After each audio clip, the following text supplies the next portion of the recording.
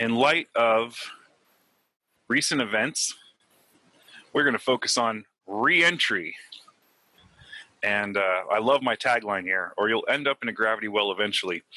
It's a little known fact that if you take off from the Earth and you fly directly up, and if it was just you and the Earth and the whole universe, you could never achieve escape velocity, because the vector between you and the Earth is linear, and eventually when your fuel runs out, gravity will start to have its attraction and you will end up smashing back into the Earth. It may be millennia, it may be, you know, more than that, but yeah. The escape velocity always has a directional component that is not concentric to the two masses. All right, what goes up must come down. The earliest reentry problems in vehicles started kind of with the V-2 rockets out of World War II, but try and move this out of the way. But the earliest ones that started to have actual problems were when they started to become intercontinental or continental scale. And I put this one up as an example. This is the Russian R5. Let's see, this is Pobega. Yeah, the Russian R5 Pobega, which means victory. And you can see that it's not particularly a long-ranged machine, 750 miles, and it's not particularly efficient. Could carry a quite large thermonuclear device, but they found that high speeds, which you need in order to go long distances, generate a lot of heat when you're in the atmosphere. So on this rocket, they put a ceramic layer on the reentry portion to prevent burning up during reentry. The big problem and the solution was kind of thought about by one of our early rocket scientists, Goddard, when he was thinking about and studying the science around meteorites as they come back in through the atmosphere. Here's an actual picture of one. And people noticed that the core, if they could get to the core of the meteorite, or when they've come upon a meteorite that just comes down, that it's still cold, like it's not hot.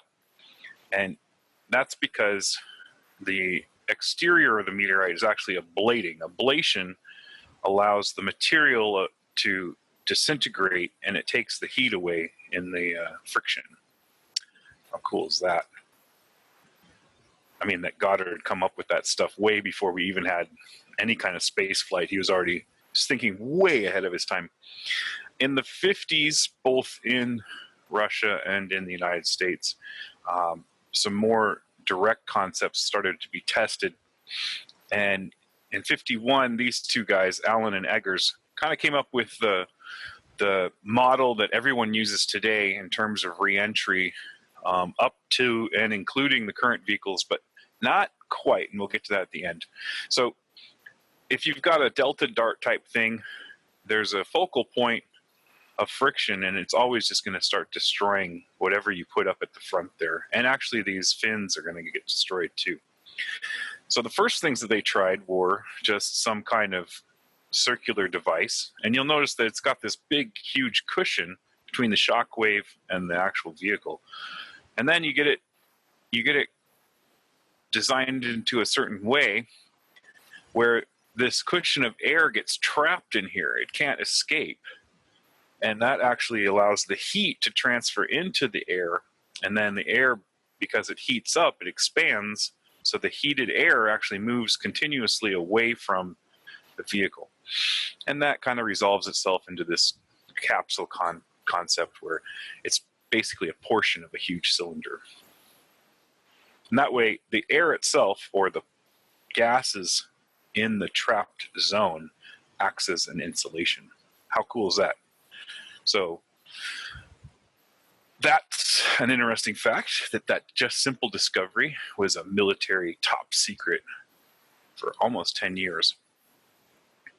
So the phases of reentry into a gas planet include the entry portion, so transferring from outer space or vacuum environment into a gaseous environment where there's particulate, there's actual material, and then the descent phase, which is being able to transit the denser areas at a reasonable speed and then the landing phase, which means impacting the surface without destroying yourself.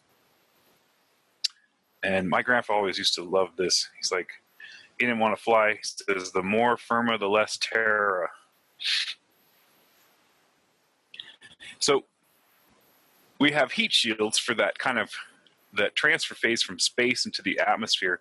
And the heat shields are the things that kind of help you, you know, bleed off all that tremendous speed you have just from orbit. So orbital velocities are, you know, they're very, very, very fast. It's, you know, you're traveling at a speed that isn't achievable in the dense atmosphere. Things that you would move at that speed would just turn to plasma instantaneously if we were in the atmosphere. So one of the interesting facts that I really like is that the Chinese, when they were first designing their first kind of satellites, they didn't have really efficient rockets. They're kind of based on Russian designs, and they weren't quite as efficient as the Russian designs. So they had a weight constraint. At the time, the US and the Russians would have a ablative heat shield for this reentry vehicle, but it was heavy, right?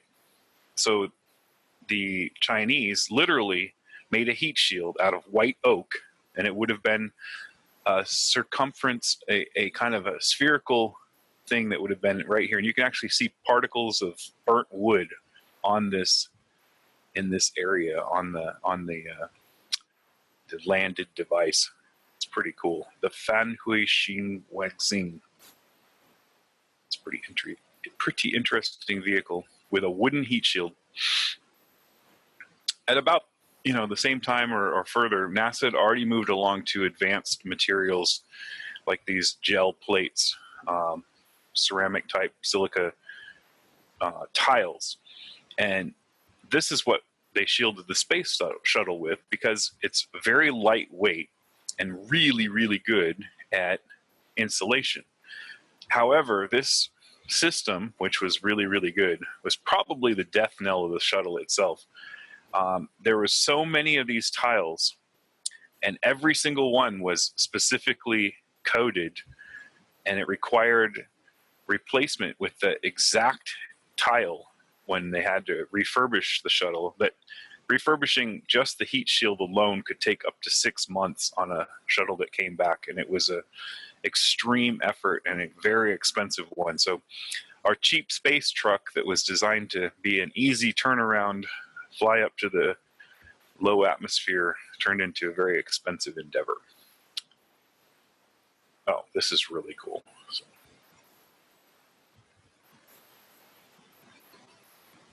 Good. Mach 19 and a half. The Dell has 2, so KSC is right on the nose at 2,200 miles. 22. So you're actually looking at the plasma coming off the nose of the shuttle. It's just orange. The shuttle is in reentry, and the plasma is coming up around the shuttle and moving off. So these are the astronauts in the cockpit of the shuttle looking out during reentry, watching the superheated gases go by. There's half a G. The temperature of that gas is like the surface of the sun. But because of the design of the shuttle and those tiles, nothing gets ruined or hurt at all, which is really cool.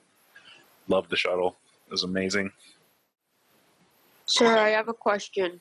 Yeah, go for it. Cadet Staff Sergeant Nelson, I was wondering if the rocket's heat shields is capable of withstanding that temperature, then are we capable as humans of going around the sun pretty close? If you designed a vehicle that had a lot of mass that could burn off as you got close to the sun, you could travel. There's a spacecraft right now that's going near the sun, and they've designed lots and lots of heat shields. But the problem is that the closer you get to the sun, the more energy it's going to take to keep it cool for you, and basically it becomes a basic futile endeavor, and eventually you're going to burn up. we want to go as humans to places where it's fairly habitable, like floating cities on Venus, or build space stations in Mars or something. So the modern tech, moving from the space shuttle to, this is actually Crew Dragon coming out of the water, showing its heat shield that's just been done, which is a ablative heat shield, phenolic impregnated carbon ablator. This is a material that NASA developed earlier on as an ablative heat shield that works very, very efficiently, and it's not super heavy. So that's what Crew Dragon uses at this point to do that portion of the reentry coming into the atmosphere. And after we get through the entry phase, we need the descent phase. And for the most vehicles that are used right now, parachutes are used. It's efficient, fairly lightweight, safe system that has been proven time and time again. Now, it's not the best system, and we'll talk about that in a minute, but before that, we have to commemorate the amazing work of NASA and SpaceX in bringing Bob and Doug home. So the expected descent rate, the expected velocity under the drogue's nominal, we're right at around 150 miles an hour and already dropping. You can see that was really cool now how detached. They cut away the drogues. And there we have confirmation of deployment of the 4 main parachutes. Said that at that point when they cut away the drogues and the main chutes deploy, they experience up to about 5 or 6 Gs, and that's actually the most Gs that Bob and Doug experienced on the whole descent. Even in the reentry phase, when the heat shield's working and it's going along, it maintains kind of a constant 3 G pressure. So it's more like, so being at this pressed point, down on the main parachutes have deployed. They are inflating, as you can see there on your screen, continuing really cool, to slow Dragon down significantly.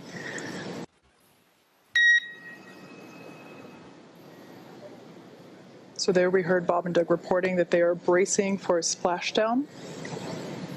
Splashdown into the water is fairly benign. They're traveling about 15 miles an hour. Gulf of you can Mexico imagine here, and if you're in your car going 15 miles an hour and you kind of smash as we're now it into just about 20 meters pile of, off the ocean. Cardboard boxes full of, maybe like jelly or something, that it's not going to be too violent. Splashdown. As you can see on your screen, we have visual confirmation for splashdown. How cool is that technology? Huh? It looks like 4 huge jellyfish. SpaceX copies and concurs. We see splash. And now we go on to the future. So this literally just happened today. And this video of it is the best. Absolutely amazing. 3, 2, 1.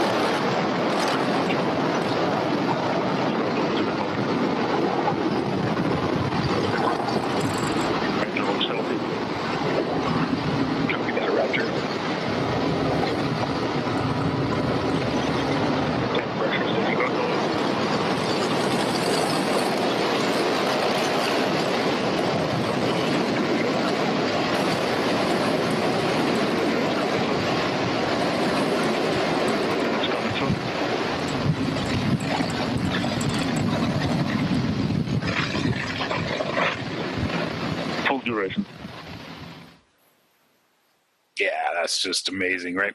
So what I meant by the future, in the sense that it's already here. Everyone has seen the Falcon 9 first stages come back to Earth and land. Those actually deorbit by a burn instead of going through that, the high temperature, heat shield type drag-induced event. They actually slow down by burning their engines, and they keep the temperatures of the vehicle lower because the velocities are lower. They just maintain enough fuel to slow down and then come back through the atmosphere with those grid fins, and then they land by propulsive landing. Now, the Dragon capsule with the with Bob and Doug on it actually has the ability to land firing its main engines, but NASA wanted to stick with parachutes. So in the future, you can expect that this type of spaceship is what we're going to have. So, and how cool is that? The flying grain silo thing is massive. All right, so I hope everybody's ready because we got to play. So, get your devices out, phones. You watch Jen and I rock out to Kahoot music because we're addicted to it at this point. Travel over to kahoot.it or use the app on your phone. And last one's easy, fun. Commercial flights to the space station will soon be a reality. What would you do there? And for me, as soon as I get a Starbucks up there, yeah, I'll take a ride. Drink coffee. Sit back and look at the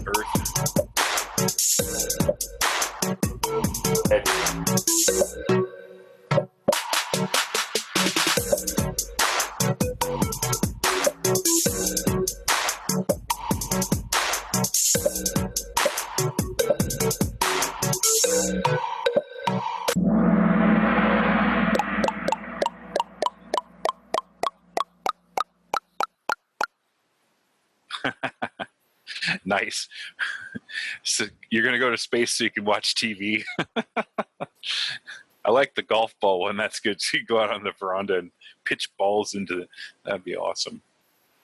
Yeah, it's going to be interesting because the difference is when it's NASA and it's a government program, you can't actually sell seats. But since it's SpaceX and they're a private company, they can literally sell seats on that vehicle. And so we will see people going to the space station in very, very near future. All right, who do you got? 6295 L Joker. 6403D. Oh, man. You guys have been competing for these. The greatest in the whole thing. Fantastic job. Cool. Technology is so cool. Science and math. Gotta love it. The technology is moving forward so fast that the opportunities for people who excel and are just dedicated to their interest level mostly, but there's many cool programs out there for you guys to work in. Military, civilian, whatever.